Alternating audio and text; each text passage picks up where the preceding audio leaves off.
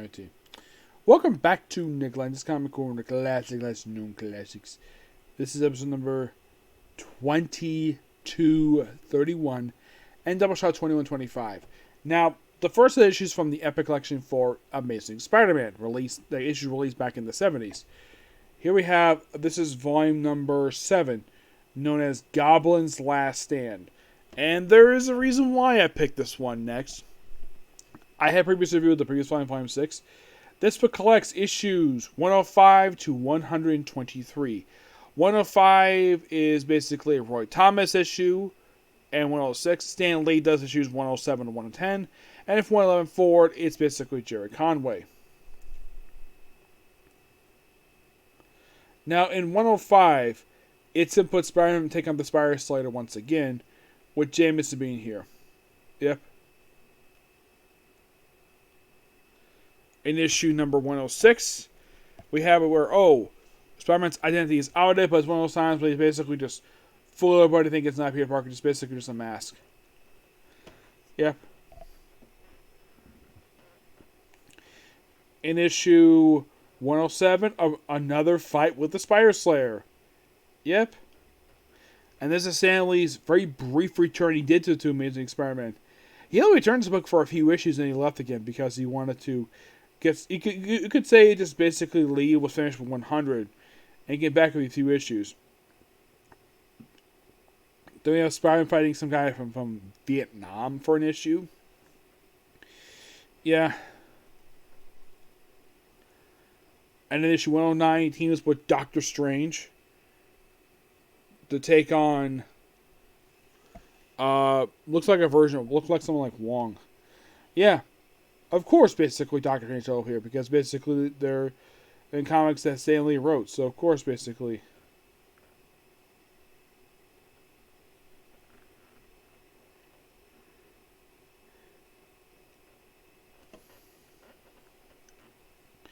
Yeah, and after this issue wraps up here, just a quick guest appearance by him. And then the very next issue, which is Stan Lee's last ever issue he wrote. He would do occasional issues here and there, but this is the last regular issue he wrote. This is Amazing Spider-Man 110. This actually is the first of a two-parter. This guy on the cover, this is a guy known as the Gibbon. Martin Blank is his name. And at first, he basically fights him for a couple issues. Kraven the Hunter gets involved. Yes, Kraven the Hunter gets involved with this stuff because this guy wanted to work with Spider-Man, but he ends up fighting him. After he's defeated, they have him burn his costume. And then he doesn't see him again for quite a while.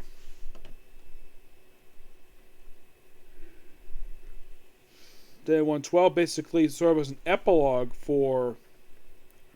By the way, with 111, that's when Jerry Conway took over. And 112 basically... It's kind of weird, though, that this happened twice now, where Lee writes the first part, then he leaves and have another writer take over. But Conway was there more than a handful of issues. Yeah, Roy Thomas was here for 6 issues, then he left.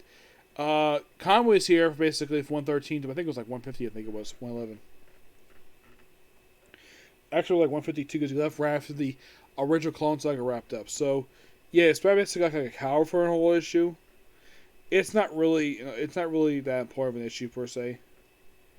And in issue 113, he fights Dr. Octopus again.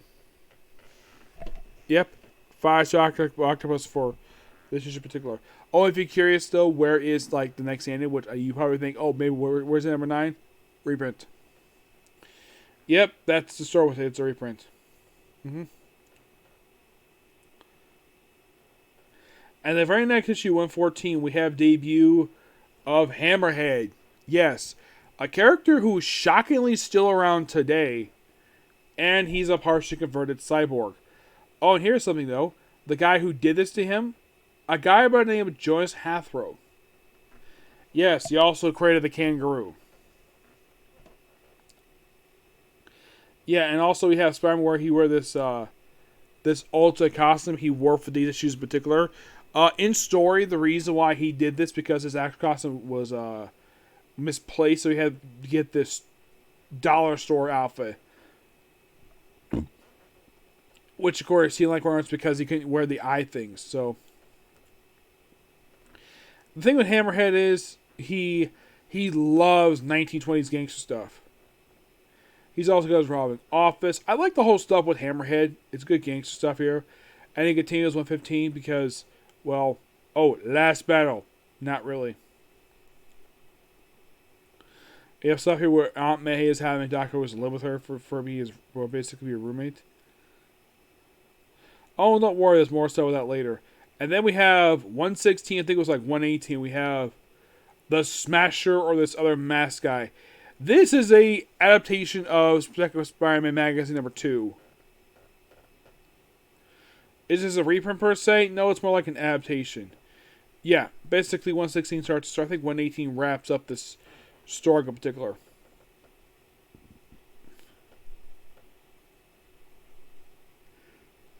Yeah, the look of Richard Riley, and he was actually ill.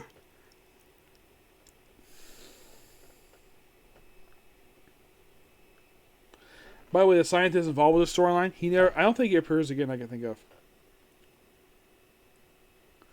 So right after basically that happens, and then 119 we have Spider-Man fighting the Hulk for having an official fight with him in all places. He goes to Canada.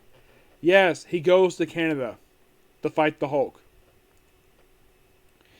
And he's here, I think, for about 2 issues. Yeah, he's here for 2 issues because the very next issue, oh boy, 121. I actually read this issue. The first time I read this was in Essential Spider-Man Volume 6. The first trade I reviewed.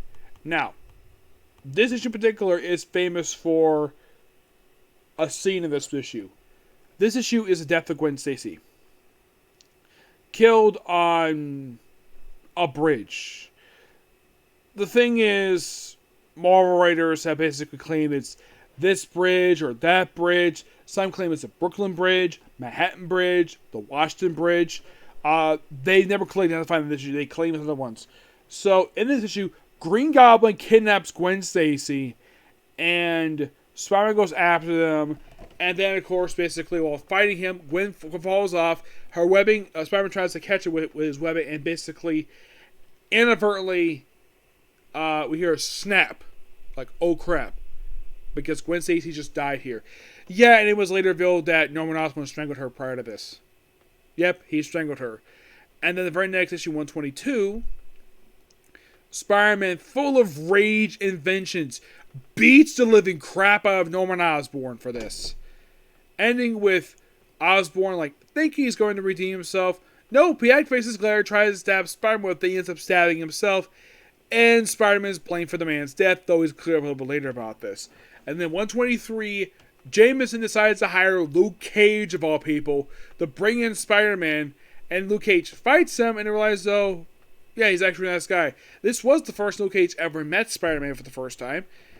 And I don't think this was, I think it was maybe collected in the Power Man Epic Collection, but yeah, that's where we land off there. But yeah, it's strange that we end Stan Lee's era and we begin Jerry Conway's era.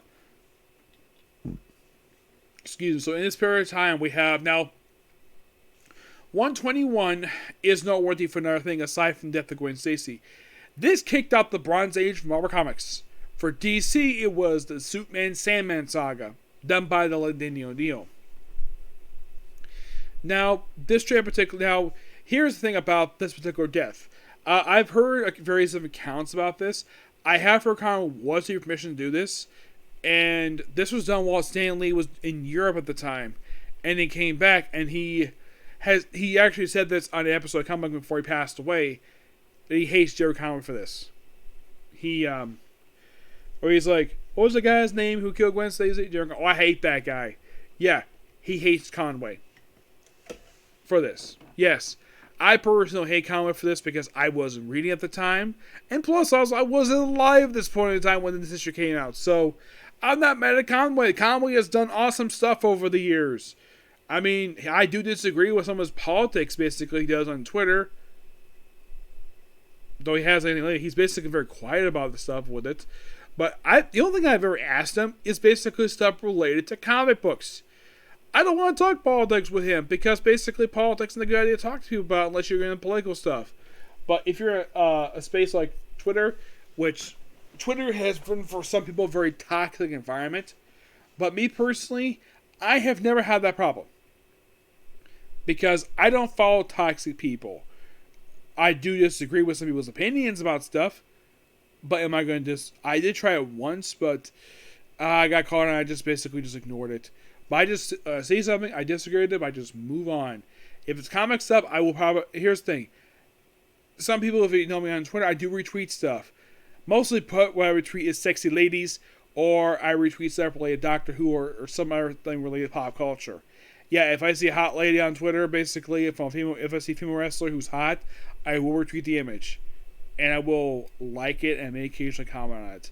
Like, for some wrestlers, female wrestlers who are married, like in the case of, let's say, today, Chelsea Green, the wife of Matt Cardona, I wrote under the picture, which she's not involved in this account. I says, Matt Cardona is a lucky guy. And I have gotten likes for that particular type of tweet, like, because I also was Mickey James with her when I basically commented that Nick Aldis is a lucky guy because he's married to this hot woman. Now, retweeting that is perfectly fine. I also retweet comic images as well. Basically, anything that's appropriate. That's what I do. Yep. So, I give this Epic Collection I'll give it a 9.5. I will give it a 10 because it's classic stuff, but because basically it has a very controversial death. A death, from what I heard, was not popular with readers at that point in time. But still, I found the storyline to be really good. Alright, next up we have is Thor by Walt Simonson, Volume 4, which collected issues 364 to 369 and 371 374. Yes, the 363 to like 36, the 360 stuff, I think it was from 363 369. We have Thor turning into a frog. Yes, Frog, which this character probably became years later part of the Pet Avengers. Yep, Loki did this. It's basically Thor's time as basically a frog. Yeah, that's simple but basic what the issues are. He does get cured of it, don't worry about that. Yeah, it's basically, I think it lasts for just a handful of issues. I don't think it lasts for long. Thor being a frog, I think it lasts for like 2 issues. He does become Frog. We also have Curse doing some stuff here.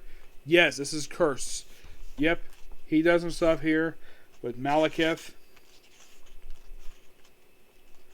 Basically, a lot of action. You have Boulder's apparent death. Apparently slain by Curse. Yep. Really fun stuff here. And then we have some more romance stuff like by the beard of my father. Ooh, you have bearded Thor coming across 3 hot ladies. Ooh, my. Thor, you lucky dog. Like, they're all into, like, come here, big boy.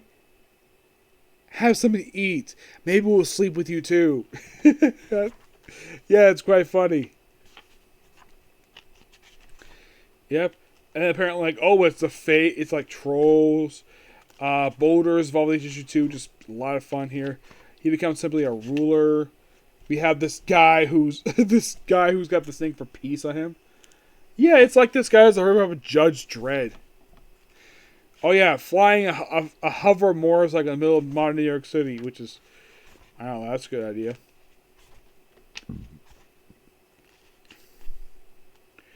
We have some minor domestic server stuff. Yeah, just really good, interesting stuff here. And after that stuff there, then we have Thor turned into Stuttgart, which is an alias of his. Yep.